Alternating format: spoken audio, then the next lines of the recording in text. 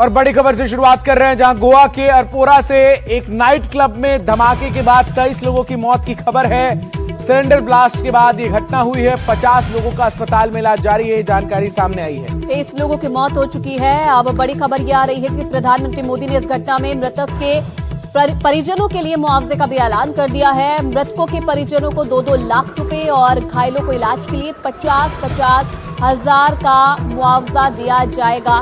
तो पीएम मोदी ने इस घटना पर दुख जताया है और अब इस घटना में घायल और मृतकों के लिए मुआवजे का ऐलान भी कर दिया गया है। तो ये बड़ी खबर, और इसी बीच एक और बड़ी खबर आपको बता दें, गोवा नाइट क्लब से जुड़ी ये बड़ी जानकारी सामने आ रही है। सीएम प्रमोद सावंत ने पूरी घटना के उच्च स्तरीय जांच के आदेश भी दिए हैं, क्योंकि शुरुआती जांच में इस बड़ी घटना के पीछे लापरवाही सामने आ रही थी। आपको बता दें, मुख्यमंत्री सावंत ने सोशल मीडिया प्लेटफॉर्म एक्स पर पोस्ट कर बताया कि गोवा के लिए ये दिन बहुत दुखद है। अरपोरा में लगी भीषण आग में 23 लोगों की मौत हो गई है। मैं बेहद दुखी हूं और इस कठिन समय में सभी पीड़ित परिवारों के प्रति गहरी संवेदना व्यक्त करता हूं। मैंने मौके पर जाकर हालात देखे और इस घटना की जांच के आदेश दिए। जांच में ये पता लग जाएगा कि आग कैसे लगी और क्या वहां फायर सेफ्टी और बिल्डिंग के नियमों का सही तरह से पालन किया गया था नहीं। जो भी इस घटना का जिम्मेदार होगा उसके खिलाफ कानून के तहत कड़ी कार्रवाई की जाएगी। किसी भी तरीके की लापरवाही को बिल्कुल बर्दाश्त नहीं किया जाएगा।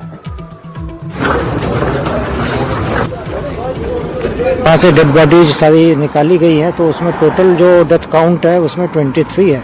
और इसमें जो ज़्यादातर जो बॉडीज मिली हैं वो नीचे जहाँ किचन है इसका रेस्टोरेंट का, वहाँ पे डेड बॉडीज मिली है।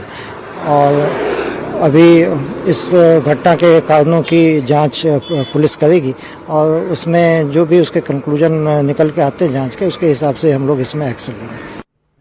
सुजाता हमारी सहयोगी अधिक जानकारी के साथ जुड़ रही हैं। सुजाता, मुआवजे का भी ऐलान कर दिया गया है और क्या जानकारी मिल रही है? कितना कितना जो मुआवजा है वो मृतकों और पीड़ितों को दिया जाएगा?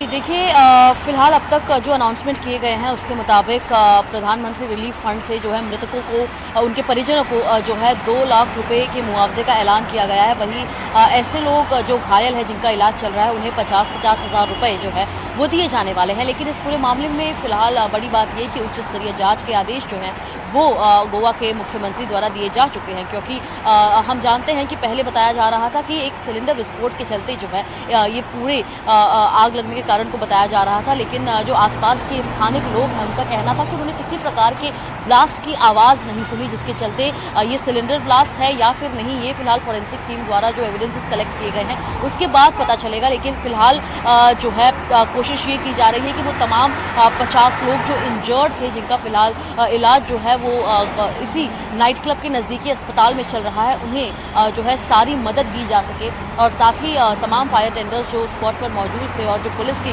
टीम मौके पर मौजूद है उनके द्वारा जो है इन्वेस्टिगेशन फिलहाल की जा रही है, ये समझने के लिए कि जो मापदंड है और जो तमाम मानक थे फायर नॉर्म्स को लेकर, क्या वो इस नाइट क्लब द्वारा फॉलो किए जा रहे थे या फिर नहीं। क्योंकि हम जानते हैं कि गोवा एक ऐसी जगह है जहाँ पर ज़्यादातर पर्यटक जो है दिसंबर के महीने में पहुँचते हैं। लेकिन ऐसे में इस नाइट क्लब में, क्योंकि ये एक मशहूर नाइट क्लब था, यहाँ पर जो नॉर्म्स थे, जो सेफ्टी स्टैंडर्ड्स थे, उनका पालन किया जा रहा था। तमाम दस्तावेज जो हैं वो थे नहीं थे, कंप्लायंसेस कितने ज़्यादा जो है यहाँ पर फॉलो किए जा रहे थे, इसको लेकर भी जो है जांच की जानी है, जिसके बाद इस पूरे मामले में आगे जो है डेवलपमेंट आएगी। लेकिन फिलहाल इस नाइट क्लब को सील कर दिया गया है। यहाँ पर जो तमाम स्टाफ जिनकी मौत हो चुकी है सफोकेशन के चलते, उनके भी परिजनों को फिलहाल संपर्क किया जा रहा है। क्या ये पता चल पाया कि जिन 23 लोगों की मृत्यु हुई है इस दुखद दुर्घटना में, उनमें से ये तमाम लोग कहाँ के रहने वाले हैं? क्या ये स्थानीय गोवा के नागरिक हैं या फिर इस नाइट क्लब में काम करने वाले अलग अलग राज्यों से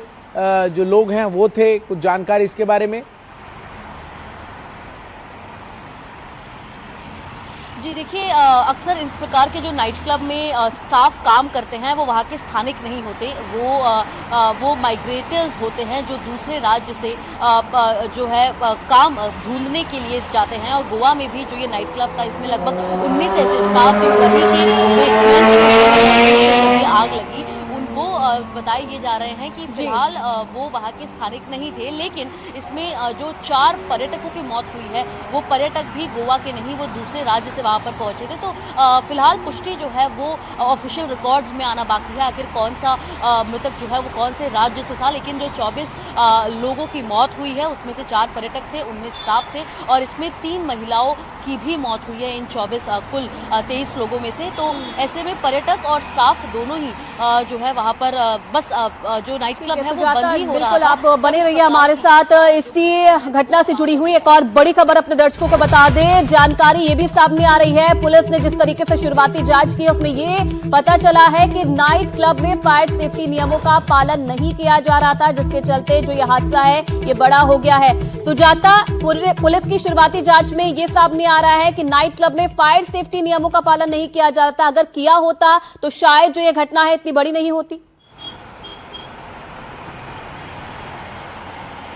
बिल्कुल, और देखिए प्रारंभिक जांच में जो है ये बात ज़रूर सामने आई है कि किस प्रकार जो है कितनी ज़्यादा वहाँ पर जो है आग को लेकर काफ़ी दिक्कतें जो है वो वहाँ पर हुई है और साथ ही जो फायर सेफ्टी नॉर्म्स के पालन वहाँ पर नहीं किए जा रहे थे, ये कहीं ना कहीं एक बड़ा कारण बना, जिसके चलते आग लगातार पसरती चली गई। एक और जहां 19 जो स्टाफ मेंबर्स हैं वो वहाँ पर हम समझ सकते हैं कि यदि एक नाइट क्लब में 19 स्टाफ मेंबर है तो उसका एरिया कितना बड़ा होगा और वहाँ पर रोजाना प्रतिदिन कितने ज़्यादा लोग जो है वहाँ पर पहुँचते होंगे। और ऐसे में अब क्योंकि फायर सेफ्टी नॉर्म्स के पालन नहीं किए जा रहे थे, जिसके चलते जब आग लगती है तो अक्सर तमाम ऐसे नाइट क्लब्स में फायर एक्सटिंग्विशर जो है वो मौजूद होने चाहिए ताकि आग पर तुरंत वहाँ पर उसे स्प्रे कर जो है काबू पाया जा सके। लेकिन यदि वो मौजूद नहीं था, जो तमाम वहाँ पर चिमनीज और जो इक्विपमेंट्स यूज हो रहे थे, क्या वो फायर से कंप्लाई करते थे या फिर नहीं, ये सब जांच के विषय है, जिसको लेकर फिलहाल जो तमाम इंक्वायरी है वो जारी है। बिल्कुल सुजाता, बने रही हमारे साथ। एक और बड़ी खबर इस पूरे हादसे से जुड़ी सामने आ रही है, जहां गोवा नाइट क्लब ब्लास्ट पर प्रधानमंत्री नरेंद्र मोदी ने शोक जताया है। प्रधानमंत्री ने अपने सोशल मीडिया पर पोस्ट कर घटना को दुखद बताया और कहा कि मुख्यमंत्री प्रमोद सावंत को हर संभव मदद जो है वो दी जाएगी। इसके साथ ही राष्ट्रपति द्रौपदी मुर्मू ने भी सोशल मीडिया प्लेटफॉर्म पर पोस्ट कर शोक जताया और पीड़ित परिवारों के प्रति संवेदना जताई है। तो ये प्रधानमंत्री नरेंद्र मोदी का पोस्ट आप देख रहे हैं सोशल मीडिया प्लेटफॉर्म एक्स पर उन्होंने ये पोस्ट किया है, जिसमें उन्होंने पीड़ित परिजनों के प्रति संवेदना व्यक्त की है और प्रधानमंत्री के साथ साथ राष्ट्रपति द्रौपदी मुर्मू ने भी इस घटना पर दुख जताया है। ये पोस्ट आप देख रहे हैं प्रधानमंत्री और राष्ट्रपति का, किस तरीके से आप देखिए दोनों ने एक्स पर पोस्ट करके ये दुख जताया है। सुजाता लगातार हमारे साथ बनी हुई है। सुजाता, क्योंकि आमतौर पर हम देखते हैं नवंबर दिसंबर वो सीजन होता है क्योंकि न्यू ईयर पास है, क्रिसमस पास है और बड़ी संख्या में जो पर्यटक है वो गोवा घूमने आते हैं और ऐसे कई कैफेज नाइट क्लब होंगे जहां पर सेफ्टी नियमों का पालन नहीं हो रहा होगा, जिसके चलते ऐसे हादसे हो जाते हैं।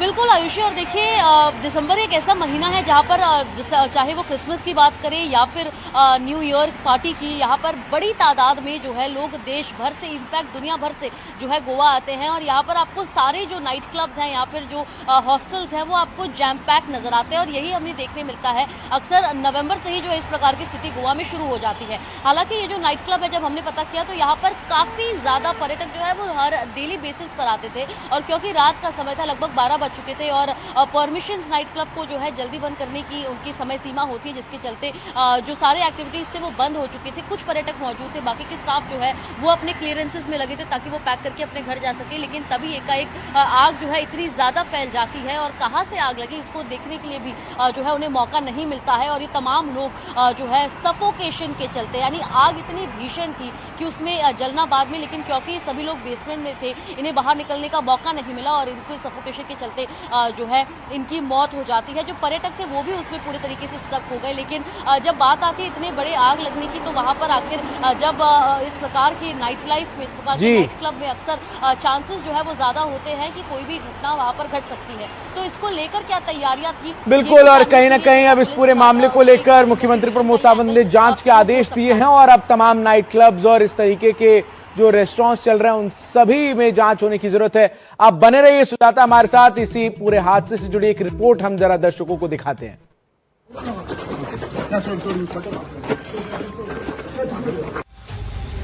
आग की ये लपटें, धू धू कर जल रहा एक नाइट क्लब। इन आग की लपटों में पलक झपकते ही 23 जिंदगियां भस्म हो गईं। गोवा के अरपोरा में एक धमाका और पूरा नाइट क्लब आग की लपटों में घिर गया। इस आग को देखकर किसी का भी दिल दहल जाएगा। पुलिस के मुताबिक नाइट क्लब के किचन में रखे एक सिलेंडर में देर रात अचानक विस्फोट हो गया और पूरे क्लब में आग लग गई। वहाँ से डेड बॉडीज सारी निकाली गई हैं, तो उसमें टोटल जो डेथ काउंट है उसमें 23 है। और इसमें जो ज़्यादातर जो बॉडीज मिली हैं वो नीचे जहाँ किचन है इसका रेस्टोरेंट का, वहाँ पे डेड बॉडीज ये मिली है। घटना की जानकारी मिलते ही सीएम प्रमोद सावंत और विधायक माइकल लोबो भी घटनास्थल पर पहुंच गए। फिलहाल शुरुआती जानकारी से पता चला है कि नाइट क्लब ने फायर सेफ्टी नियमों का पालन नहीं किया था। अब एफएसएल की टीम की जांच के साथ ही कई और खुलासे भी हो सकते हैं।